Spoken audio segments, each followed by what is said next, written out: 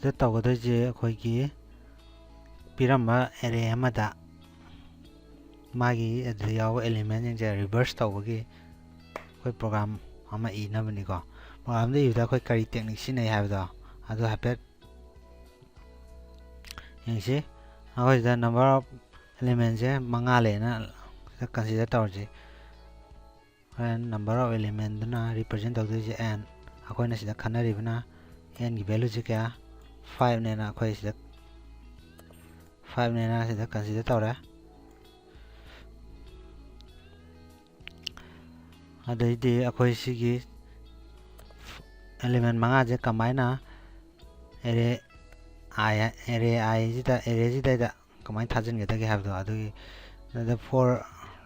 loop ama sinare haidi manga thajin deni na n times thajin deni n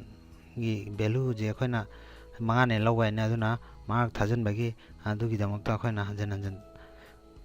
process tawna bagi damak ta akhoi loop ama sinare kari loop for loop ba ama sinare magi han da khona element 11 ji thajin na ba mathang da 22 thajin na ba mathang 33 thajin na ba tang 44 thajin na ba mathang 55 thajin na ba sumaina sum chamana posidai da amba ani suba ahum suba no san khairak pagi dam te increment nama pi variable nam pi bian na dam ta khona I na ma laura I je kya de hore 0 de gi hore ren I 0 je ren kari ga manai ham tan doren si mathang ge koi reverse taw gi ja si I na pet hair ma ke ko reverse taw ma dam da ren I gi value je ren kai si masi je kai ga manai ham tam da n minus 5 na koi consider taw ya haibdi si da n gi value je 5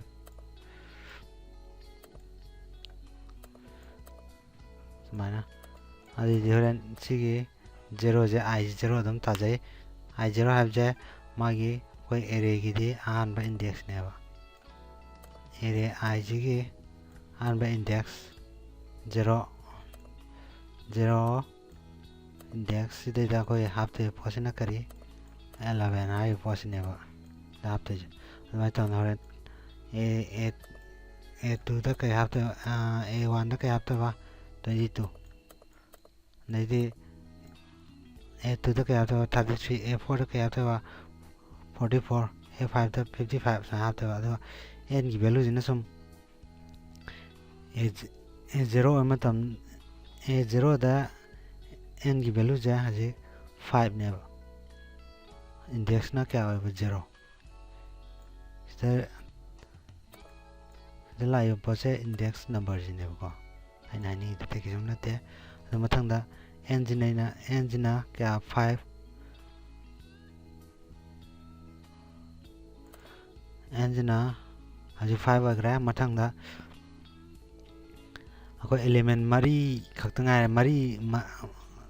mari gi da no re no n ji da n minus kya lakta mari hitang haram ni na sumaina tawda ba tabak ta sum khai da ro na adu kan magi index is sumaina represent ta ba tawda ba thawai di akoi sidai da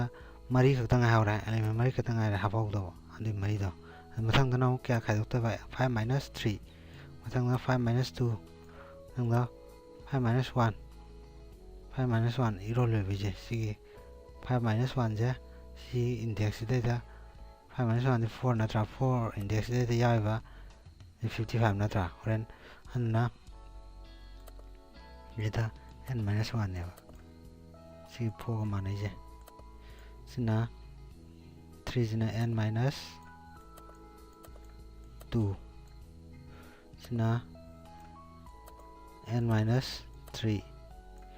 sina n minus 1 sina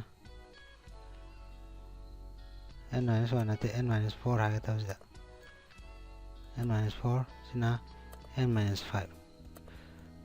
mai index ni ko ai haja adi ta di de lai posi kya ne ba akoi gi horen akoina reverse taw kan di sel lai ba n minus 5 says sina n minus 5 ꯑꯣꯏꯔꯅꯦꯕ sina n minus 4 sina n minus 3 sina n minus 2 sina n minus 1 n minus 1 ꯍꯥꯏꯗꯤ ꯀꯌꯥ ꯍꯥꯏꯇꯥꯔꯦ ꯑꯩꯈꯣꯏ ꯁꯤꯗꯗꯤ n minus 1 ꯗꯤ n ꯗꯤ 5 ꯅꯠꯇ꯭ꯔ 5 minus 1 D 4 4ꯗ kya lay 55 55 to lay sumana hapa adugi kano khakta ne adugi coding to kamai tawi have this lay how was ga hawi sida hoi sida for loop ta n minus 1 de hawi initialize ya n minus 1 de hora aduga anda kai de loy n minus 5 di n value di 5 minus 5 aduna 0 0 the loy ko adunga sai bai dana kaidoba 0 de hawi aduga 4 di n minus 1 ana sida irjai adugo akoi sideta si posa n minus 1 ga mane haba I jina oren kya 4 oi kanda si condition de 0 de na 4 bu lak ba 5 na tra da si step 5 sur bu ne and 5 sur da taru 0 de hobuni na and kai 1 de hokta ga di si equal to half kada si sumaina equal to half am daga di sigi hogi sideda I initialize time 0 initialize time 1 to da adu is equal to or greater than kada awai si coding to go yang si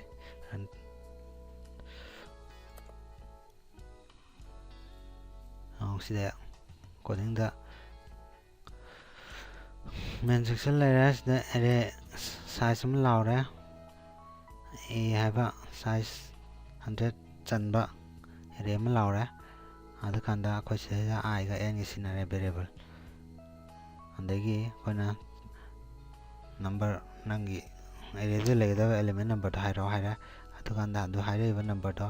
n de store tong na ba sida ha me ko ire adu kanda element changai poto ko haji hagi ba kano da sele re ko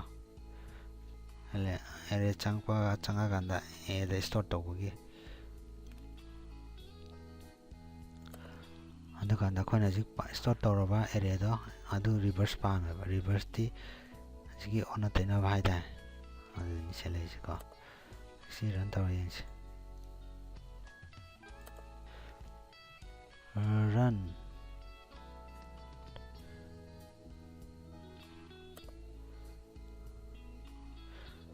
tong matam da samana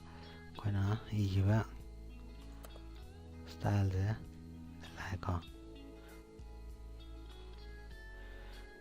the number of area koi number manga loi ba lawji adaga mai element changwa 11 ko jai to gida 20 to 33 44 iba sign large si reverse to kanda sini ko adana si chamba ko ni ko na khanga da je initialize to gi process si padana mun khanga da initialize to gi process 0 to n akoi n je kya 5 na ta ko na ji changi da ani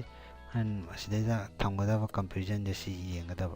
equal to thamta ga de 6 book chang ne ba adana si condition dem check to da kamai to ina mun khan ga da ani sina n minus 1 dena 0 bo n minus 1 dena 0 bo ta di si manga da number ko si bang ne khoi ge area ma reverse area ma dia wa element in reverse to gi coding je ko okay si bak